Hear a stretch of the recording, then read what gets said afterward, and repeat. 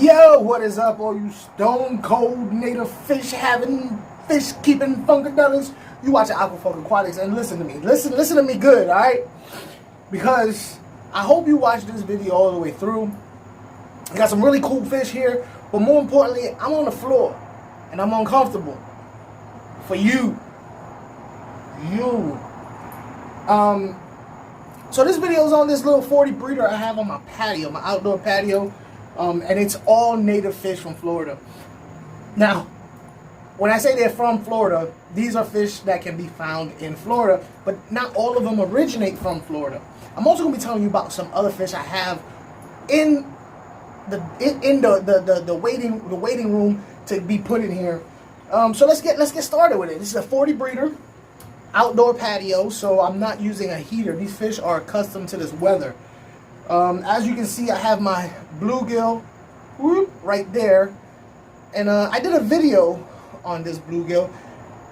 A lot of people seem to really like it, and so I had multiple of them. I had a couple of them in there, but this is the one that stood out the most as far as personality, size, and deportment, the same as personality, but he was a little bit more outgoing than the others. Colorful too. He was a little bit more colorful, which you really can't tell right now. He's a little bit colored down because, hold on, let me move this out of the way.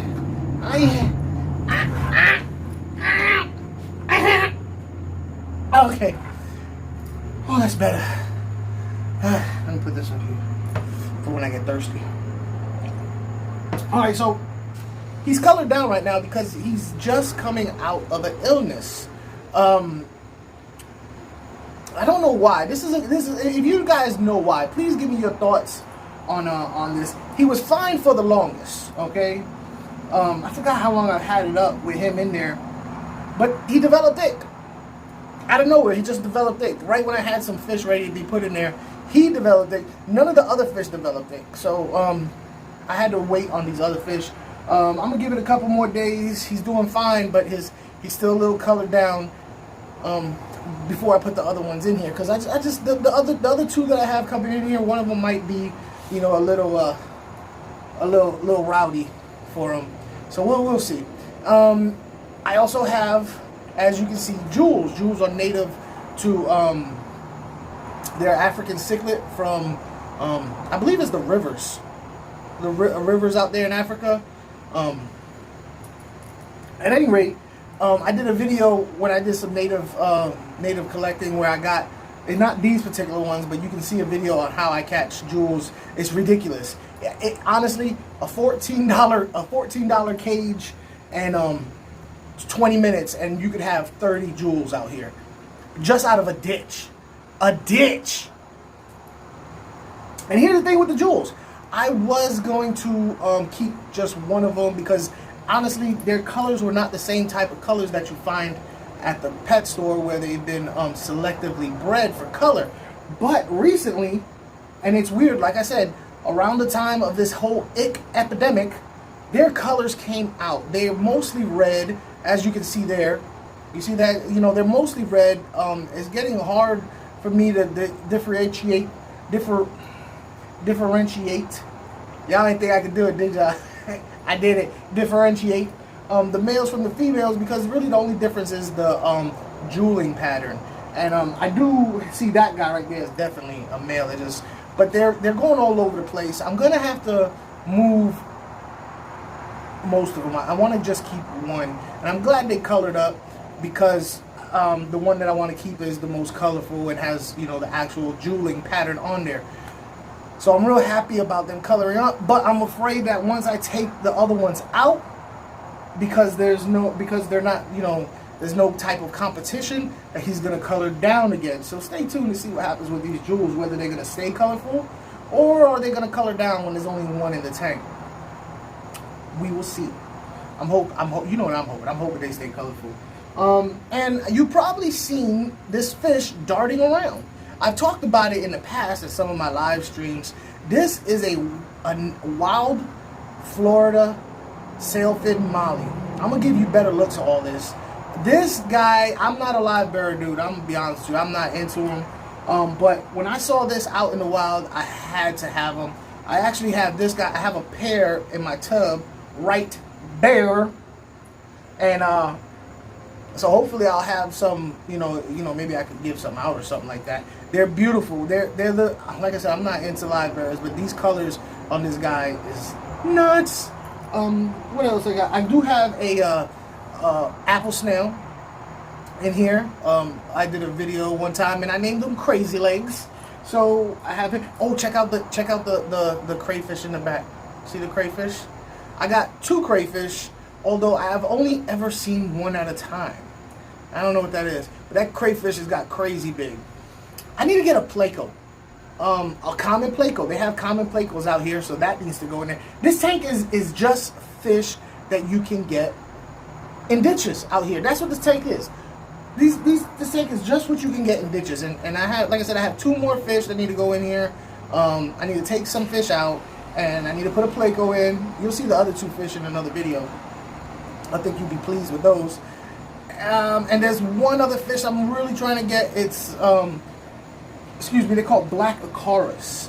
I had one, but when I moved to this new location and I had them all in the little tubs, he got beat up to death due to aggression, because they were all in the little tight spot, so they was, you know, kind of rowdy. It's a dirted tank. It's dirt from out here. Originally, I wanted this to be a biotope, but what was happening was the crayfish was digging up the plants.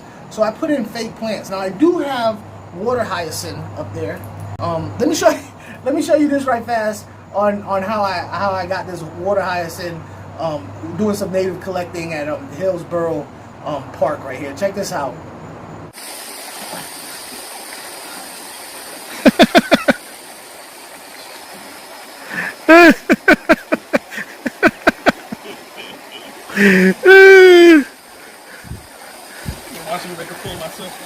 Oh, this is going on YouTube.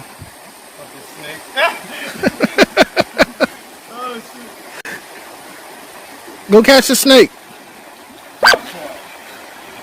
As soon as I see that thing, I froze. This is collective. This is what amateurs look like when they go up. Y'all make it look so easy. Then you got the brook trying to come out. We make it look easy because we can edit. Yeah, if you listen to us, we be out there for 10 minutes and catch a whole bunch of fish. Well, really, it'd be a 3-day chore. Yeah, I'm gonna need to snag some of that. You got to fill up a bucket of that before we go out of here. Oh, you missed it! I missed it! Oh my goodness! He slipped it in. Come on, do it one more time. We missed it. The people want to see a slip. Come on! Ow! Dang! Dang! Shame on me for not having my camera rolling. So yeah, let me give you a little footage of them up close so you can appreciate this tank for how it looks from my point of view. I really do enjoy sitting out on my patio just watching this tank. As you can see, the water's really murky, and a lot of that is because of that piece of wood right there in the back. That's a pretty thick piece of driftwood that I got from out along one of the waterways out here, and it's like I said, it's very dense and thick and fairly new to the tank, so I'm constantly doing water changes to get some of that getting those tannins out. You can see the lobster, the little crayfish, he's just chilling. But yeah, there's way too many of those. You might be able to see a little nip fin at the back of that molly right there, that Sailfin Molly. That's from all these jewels. They're starting to dig out holes and stuff, so I'm afraid there's some breeding action going on. But I hope my bluegill colors back up, because he really is pretty. He's got the green body, some yellowish coloration underneath him. But yeah, as soon as he's feeling better, I'm sure he'll clear it right real nice. Check out that Sailfin Molly. Like I said, that's the only live bear I've ever been really interested in. I just think look at the tiger stripes on his belly. If you like this, check out some of these other videos, man. I think you would like those too.